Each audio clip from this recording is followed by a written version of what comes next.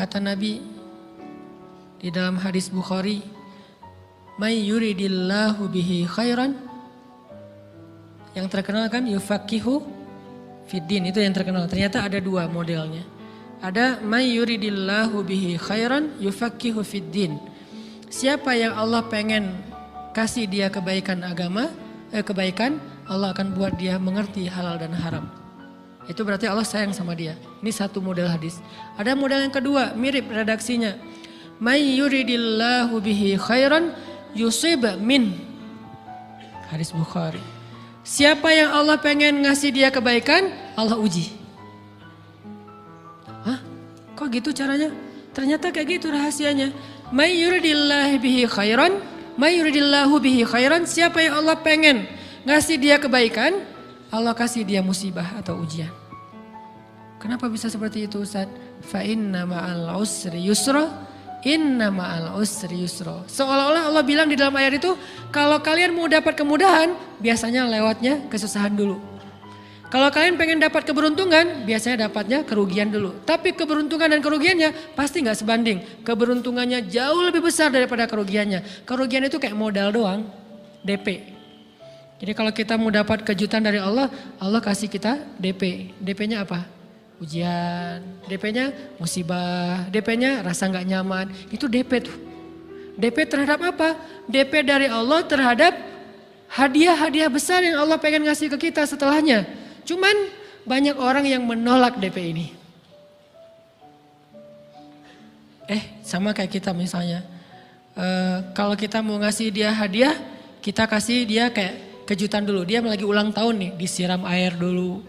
Setelah itu dikasih hadiah-hadiah yang mahal.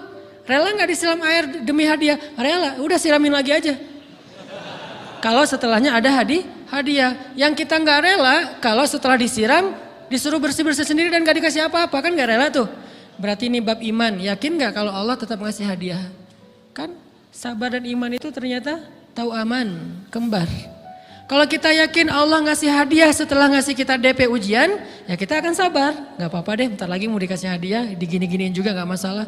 Dibully, diapain sama Allah, biarin aja. Ya Allah saya sabar, kan bentar lagi mau dikasih hadiah nih. Ini masalah yakin. Tapi kalau kita gak yakin, apa sih maunya Allah gitu kan. Begitu kalimat ini keluar, maka yang muncul setelahnya adalah mengeluh, berputus asa, dan gak akan sabar menghadapi ujian. Ujian, kata Nabi, may yuridillahu bihi khairan, siapa yang Allah pengen kasih hadiah, siapa yang Allah pengen kasih kejutan, siapa yang Allah pengen kasih pertolongan, siapa yang Allah pengen kasih kebaikan, yusib min, Allah akan uji dia dulu.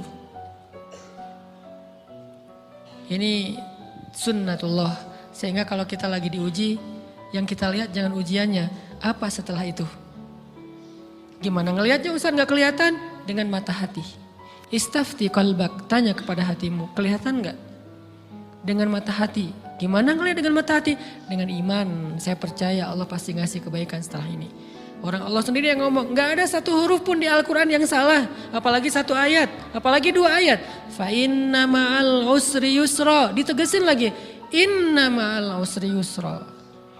Tapi usr dulu, baru yusr. Dikasih kesusahan sedikit, dikasih kemudahan yang banyak.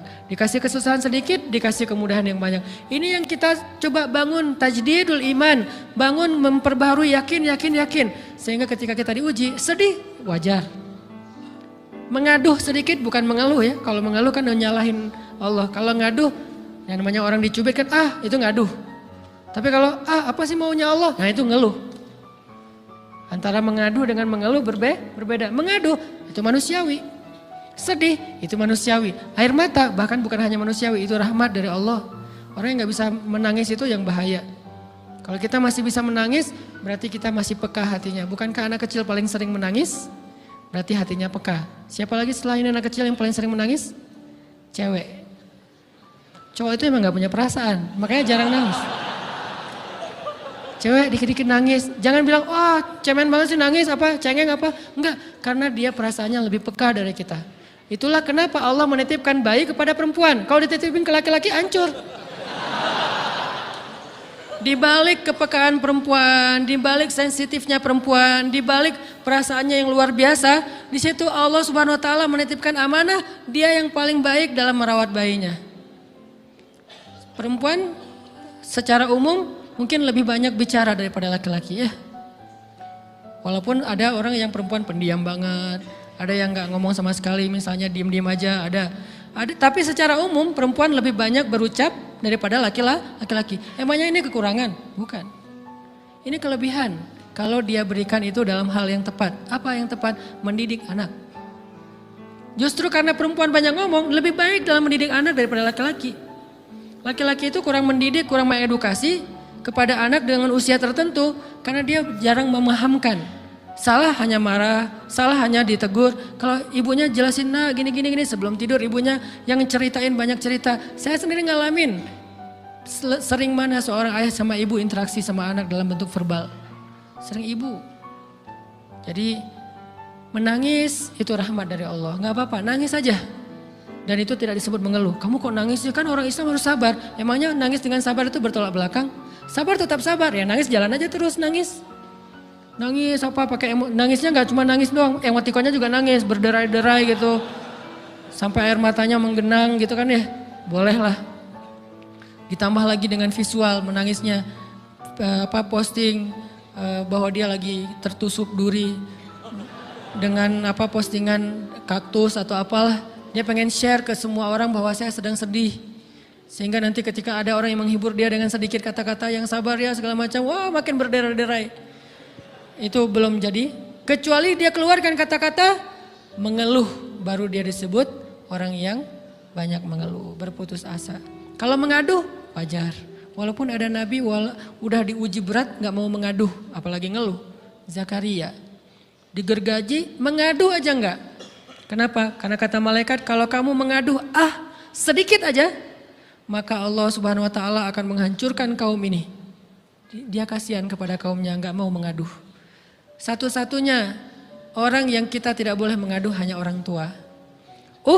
Atau itu mengeluh kalau untuk orang tua. Kalau yang lain enggak disebut mengeluh. Kalau ke teman, malas enggak apa-apa. Jangan sering-sering tapi. Apaan sih? Ke teman boleh. Tapi ke orang tua, saja itu bukan lagi mengadu, itu sudah mengeluh.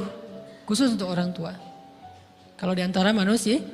Kalau kepada Allah dan Rasul, pastinya lebih dari itu. Ketika kita diam saja, tidak langsung beranjak sami'na wa ata'na labbaik ya rabbi wa sa'daik, enggak memenuhi panggilan Allah, itu sudah disebut bagian dari kufur ingkar. Tapi minimal kita mungkin masih mengaduh, kita masih menangis, kita masih lelah, kita masih merasa lemah. Setidaknya kita tidak mengeluh. Kenapa? Kita percaya Allah kalau mau ngasih hadiah kepada hambanya, DP-nya itu ujian.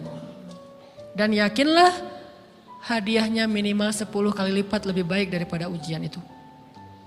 Minimal, karena gak ada amal soleh yang dibalas di bawah 10 kali lipat tuh gak ada. Amal soleh, amal ya bukan niat. Amal yang udah kita kerjakan minimal dibalas 10 kali lipat. Minimal, maksimalnya bighairi hisab, tanpa batas.